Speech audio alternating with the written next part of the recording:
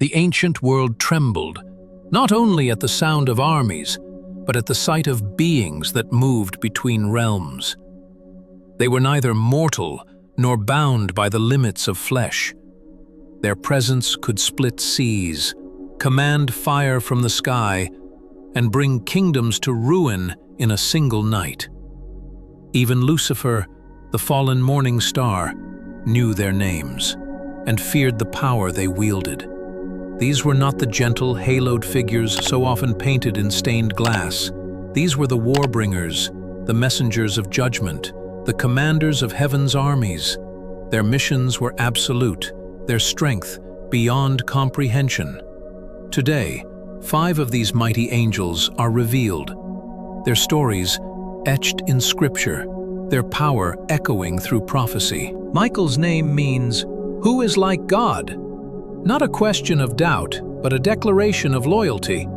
In the book of Daniel, he appears as the great prince who stands watch over the children of God. His authority stretches beyond the battlefield.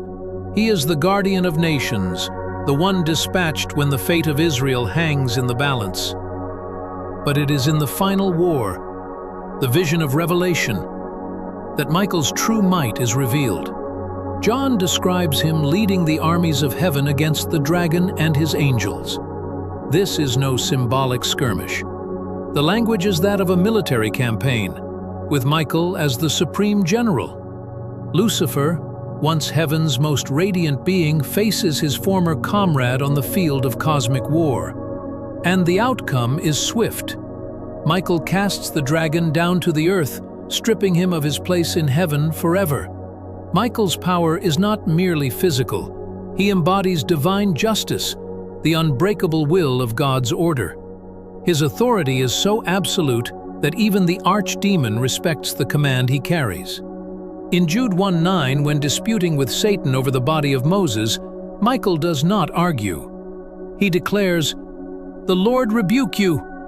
His words alone become a judgment. If Michael is the sword, Gabriel is the voice. His name means, "God is my strength," and when he speaks, kingdoms shift and the course of history bends. Gabriel's appearances are rare, but each one marks a turning point in the divine plan. To Daniel, he brings visions of empires yet to rise and fall, Persia, Greece, and the kingdoms beyond. He does not merely deliver information, he unveils the blueprint of time itself. Centuries later, Gabriel's message to a young virgin in Nazareth would ignite the fulfillment of prophecies stretching back to Eden. "You will conceive, and you will call his name Jesus." The weight of this proclamation is not just in its content, but in its certainty. Gabriel speaks as one who has stood in the very counsel of God, delivering not suggestions, but decrees. Though he carries no sword in these accounts, his words have toppled dynasties and brought the plans of the adversary to ruin. Lucifer may thrive in deception, but Gabriel's voice pierces through falsehood like a blade of light. The scriptures never give him a personal name, yet his presence is unmistakable, an instrument of God's wrath.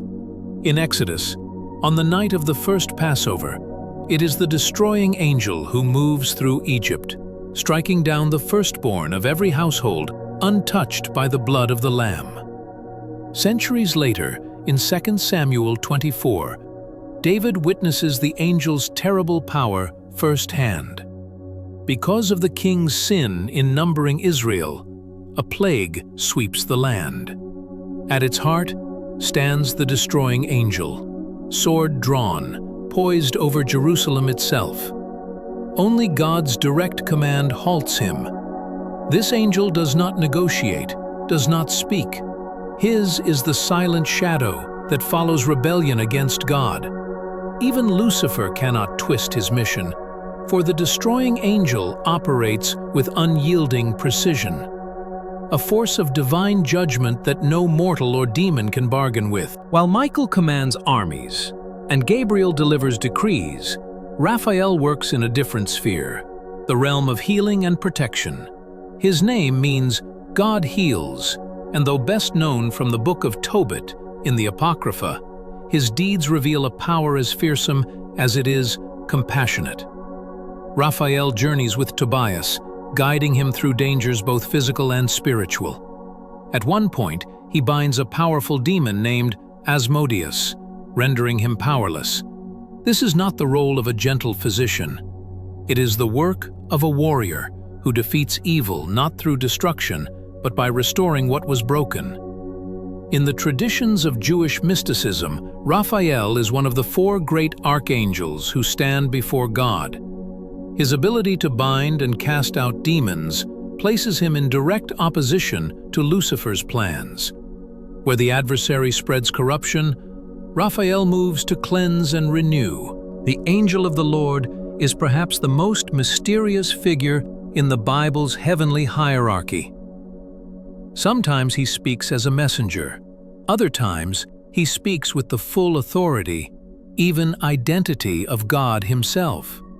In Exodus 3, the angel of the Lord appears to Moses in the burning bush, commanding him to lead Israel out of Egypt.